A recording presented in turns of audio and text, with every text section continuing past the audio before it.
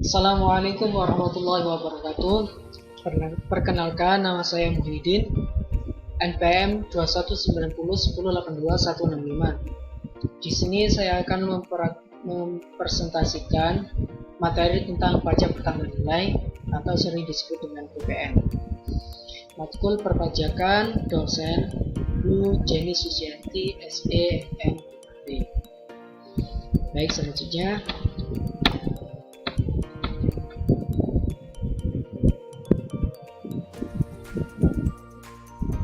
pengertian tentang PPN.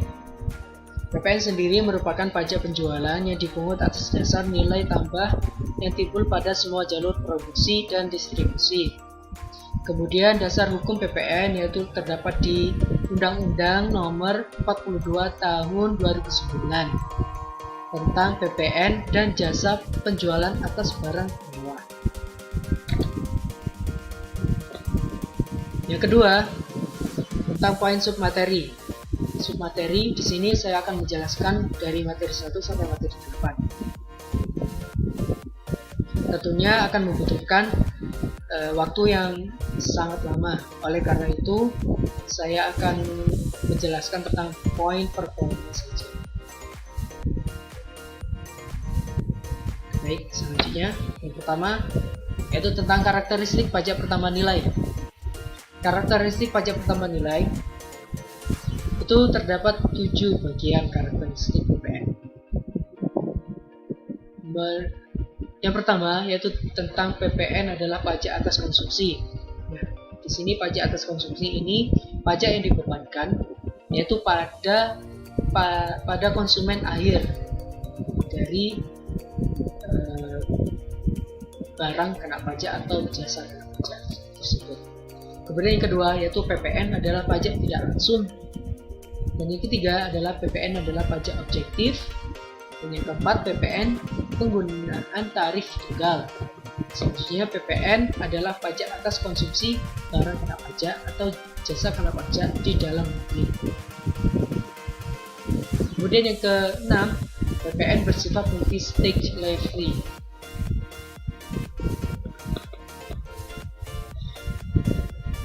Menurut buku literatur dari buku Bu Jenny Susianti, PPN bersifat multi-stage levy. Itu merupakan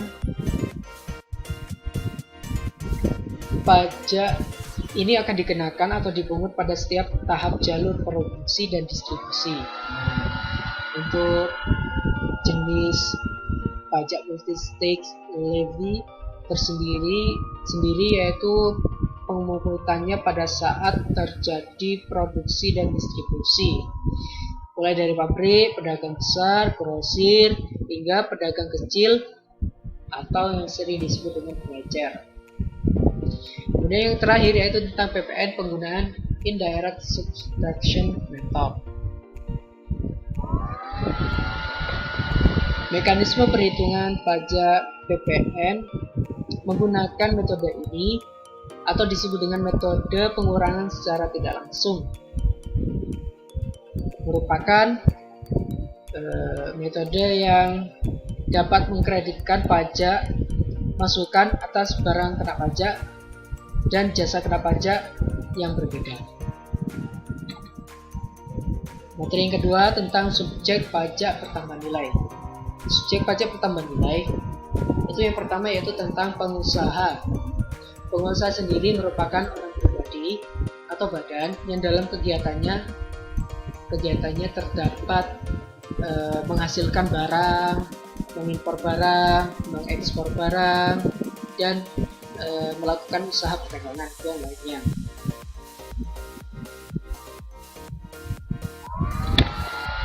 Pengusaha sendiri itu terdapat 3 bagian. Yang pertama tentang PKP, pengusaha kena pajak, yaitu pengusaha yang melakukan penyerahan barang kena pajak atau penyerahan jasa kena pajak yang dikenakan pajak berdasarkan undang-undang. Tidak termasuk pengusaha kecil yang batasannya ditetapkan dengan keputusan Menteri Keuangan sendiri, kecuali pengusaha kecil yang memilih untuk dikumpulkan sebagai pengusaha kena pajak. Jadi sesuai dengan keputusan Menteri Keuangan sendiri. Kemudian yang kedua yaitu tentang pengusaha kecil. Pengusaha kecil sendiri, bagian dari pengusaha kecil sendiri yaitu pengusaha yang selama 1 tahun buku melakukan penyerahan barang kena pajak atau jasa kena pajak dengan jumlah peredaran bruto dan jasa penerimaan bruto tidak lebih dari 4 miliar 800 juta. Menurut PMK nomor 197 tahun 2015 yang berlaku sejak 1 Januari tahun 2015.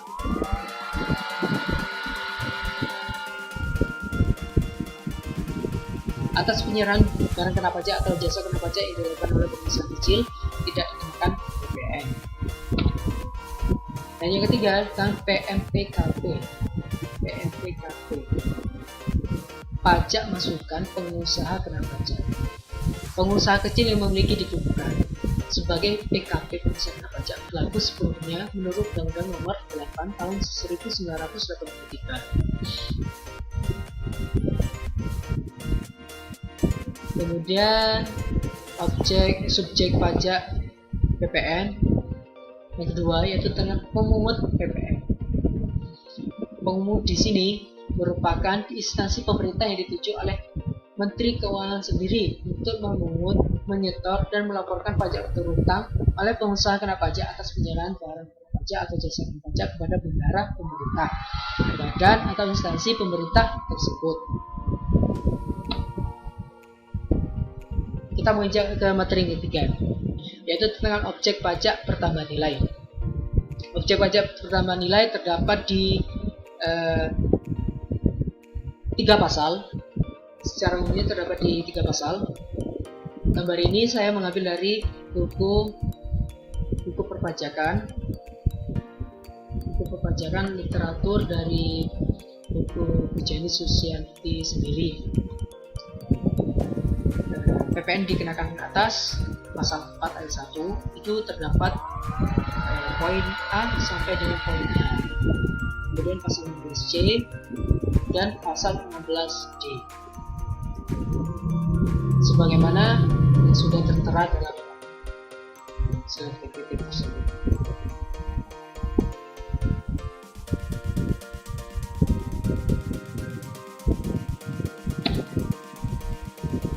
Kriteria dan jenis barang tidak kena pajak. Nah, tadi adalah yang kena pajak atau objek pajak, dan yang ini adalah kriteria dan jenis pajak yang tidak kena pajak.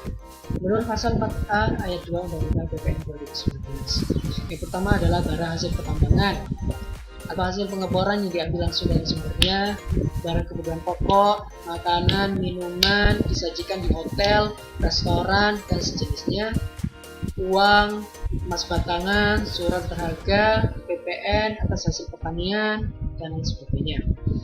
Dan yang kedua, sesuai menurut pasal 1 ayat 2 Undang-Undang Nomor 81 Tahun 2015, barang kena pajak bersifat strategis yang dibebaskan dari PPN. Antara lain yang itu tentang mesin dan peralatan pabrik dalam satu kesatuan. Jadi mesin dan peralatan pabrik ini menyatu dalam satu kesatuan. Terus yang kedua, barang yang dihasilkan di bidang kelautan dan perikanan. Yang ketiga, bibit atau benih dari pertanian, perkebunan, pakan ternak, ikan, dan lain sebagainya. Kemudian pengelompokan jasa yang tidak dikenakan PPN. Tadi adalah pengusaha yang tidak dikenakan PPN. Yang sekarang adalah jasa yang tidak dikenakan PPN.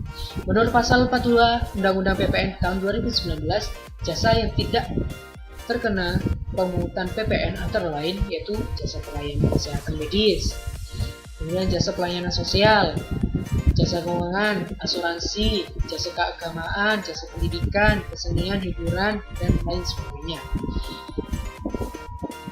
Sebagaimana tertera di slide PPT tersebut. Kemudian materi yang keempat yaitu tentang dasar pengenaan pajak atau DPP. Dasar pengenaan pajak antara lain yaitu tentang jumlah harga jual atau penggantian. Yang kedua, nilai impor. Yang ketiga, nilai ekspor. Yang keempat, nilai lain yang ditetapkan keputusan Menteri Keuangan yang dipakai sebagai dasar untuk menghitung pajak yang ditetapkan. Kemudian submateri yang kelima yaitu tentang mekanisme pemungutan PPN. Mekanisme pemungutan PPN yang pertama yaitu tentang menggunakan faktur pajak. Menggunakan faktur pajak sebagaimana konsekuensi menggunakan credit method untuk menghitung PPN yang terhutang. Maka pengusaha kena pajak diwajibkan untuk membuat faktur pajak atau e-faktur. Secara online-nya disebut dengan e-faktur. Kemudian sesuai dengan KEP nomor 136 PC tahun 2014 telah ditetapkan pada tanggal 1 Juli tahun 2015 itu untuk Jawa, Bali, dan untuk seluruh Indonesia ditetapkan pada tanggal 1 Juli tahun 2015. Yang kedua, menggunakan pedoman penghitungan pemberitian pajak masukan. Di sini apabila menggunakan pedoman ini ada beberapa kriteria, yaitu antara lain 1. Mempunyai peredaran usaha dalam 2 tahun buku sebelumnya, tidak melebihi dari 1.800.000.000 untuk setiap tahun buku, 1 tahun buku. Jadi untuk di bawahnya tidak diperkenankan untuk menggunakan pedoman penghitungan pemberitian pajak masukan tersebut. Kemudian kriteria yang kedua yaitu tentang wajib pajak baru dikukuhkan sebagai pengusaha kena pajak. Pengusaha tersebut harus memberitahukan secara tertulis kepada kantor pelayanan pajak tempat pengusaha kena pajak dikukuhkan tersebut. Kemudian submateri yang keenam tentang tarif PPN. Tarif PPN sendiri menurut ketentuan Undang-Undang Nomor 42 Tahun 2009 Pasal 2 antara lain, tarif PPN dasar itu sebesar 10%. Tarif PPN sebesar 0% itu diterapkan atas barang kena pajak ekspor yang berwujud, barang kena pajak ekspor yang tidak berwujud, dan ekspor jasa kena pajak. Itu yang tarifnya sebesar 0%. Karena pemerintah ingin menarik para eksportir Indonesia agar menjajakan produknya ke luar negeri. Jadi jangan jadikan Indonesia ini sebagai mengimpor saja, tapi harusnya kita juga bisa mengekspor produk-produk yang berkualitas di negara kita. Kemudian yang ketiga yaitu tarif pajak 10% bisa berubah menjadi paling rendah 5% dan paling tinggi 50%. Itu tergantung dengan BKP dan JKP. Baik, yang ketujuh adalah tentang penghitungan pajak pertambahan nilai. Penghitungan pajak pertambahan nilai itu terdapat pajak masukan, pajak keluaran. Untuk pajak masukan, PPN yang seharusnya sudah dibayar karena perolehan BKP atau penerimaan JKP atau pemanfaatan BKP tidak berwujud dari luar negeri atau pengeluaran JKP dari luar negeri, jadi impor. Kemudian pajak keluaran di sini PPN terutang yang wajib dipungut oleh BKP yang melakukan penyerahan BKP atau JKP dalam satu masa pajak dikreditkan dengan pajak keluaran untuk masa pajak sama. Untuk pajak masukan, jika kurang dari atau lebih kecil dari pajak keluaran, maka dinilai kurang bayar. Kemudian yang kedua, pajak masukan, jika lebih dari pajak keluaran maka lebih bayar. Pesannya pajak masukan adalah sebesar 60% dari PPN keluaran untuk penyerahan JKP dan 70% dari PPN keluaran untuk penyerahan JKP. Nah, sekarang yaitu contoh soal. Contoh soal yaitu terdapat pengusaha kena pajak A adalah pabrik tekstil menjual produknya sebanyak 50 unit dengan harga satuan 4 juta rupiah. Lalu berapakah besar PPN yang harus ditanggung PKPA tersebut? Menjawab yaitu diketahui harga satuannya 4 juta rupiah, penjualannya sebanyak 50 unit. Jadi total penjualannya adalah kita kalikan 50 dikalikan 4 juta hasilnya 200 juta rupiah. maka PPN keluaran PKP A adalah 10% dikalikan 200 juta sama dengan 20 juta rupiah. Baik, untuk materi selanjutnya yaitu tentang saat pajak terutang.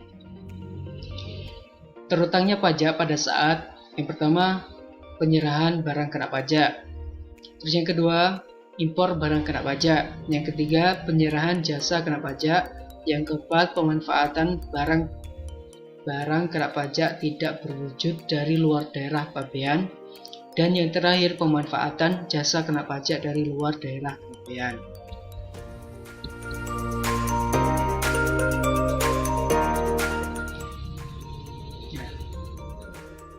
Untuk terutangnya pajak atas penyerahan jasa kena pajak terjadi apabila mulai tersedianya fasilitas atau kemudahan untuk dipakai secara nyata.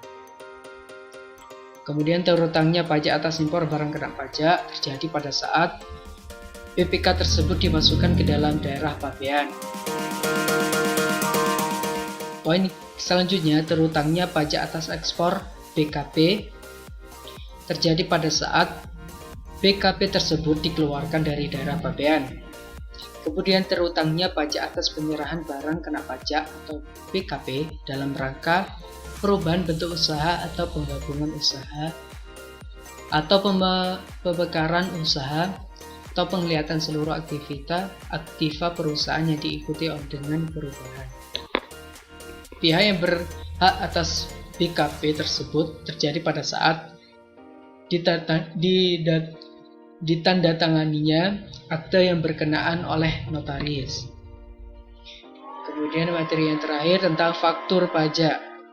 Faktur sendiri merupakan bukti pungutan pajak yang dibuat oleh pengusaha kena pajak yang melakukan penyerahan BKP atau penyerahan JKP. Saat pembukuan, bentuk ukuran, penggandaan, tata cara penyampaian, dan tata cara pembetulan faktur pajak ditetapkan oleh Direktur Jenderal Pajak sejak 1 Juli tahun 2016. Pengusaha kena pajak wajib membuat e-faktur. E-faktur sendiri yaitu pembuatan faktur pajak secara online atau dikenal dengan faktur pajak elektronik untuk menghindari penerbitan faktur pajak fiktif untuk pengenaan PPN kepada lawan transaksinya. Nah, berikut adalah gambar jenis faktur pajak. Menurut pasal 1 angka 23 Undang-Undang PPN, merupakan bukti pungutan pajak yang dibuat oleh PKP yang melakukan penyerahan BKP atau penyerahan JKP.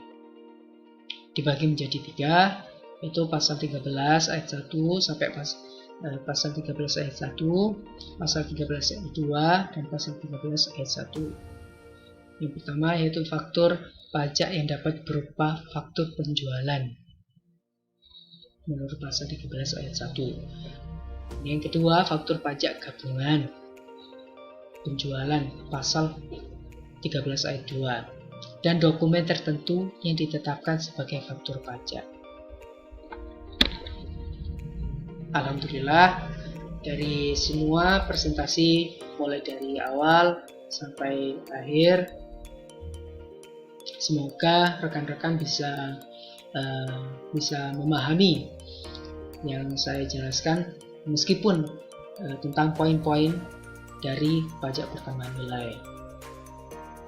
Baik, atas nama saya, atas nama Muhyiddin, saya berterima kasih atas partisipasi kalian telah melihat video presentasi saya tentang pajak pertambahan nilai atau sering disebut dengan PPN. Dan tak lupa, untuk literatur buku bahan dari presentasi saya kali ini yaitu dari buku perpajakan untuk akademisi dan pelaku usaha, yaitu karangan dari Bu Jenny Susunti dan Dr. Ahmad Dahlan. Di situ diceritakan tentang semua perpajakan. Kalau menurut saya sudah lengkap dan recommended ya untuk matkul perpajakan. Salah satunya saya memakai literatur buku ini, yaitu tentang pembahasan pajak bertambah nilai. Baik, itu saja dari saya. Apabila ada kekurangan dan kesalahan kata atau kurang jelas, mohon nanti komen di bawah ya. Jangan lupa komen di bawah. Jangan lupa share, like, dan subscribe channel YouTube saya, Muhyiddin. Oke. Baik, terima kasih. Wabillahi taufiq wal hidayah. Wassalamualaikum warahmatullahi wabarakatuh.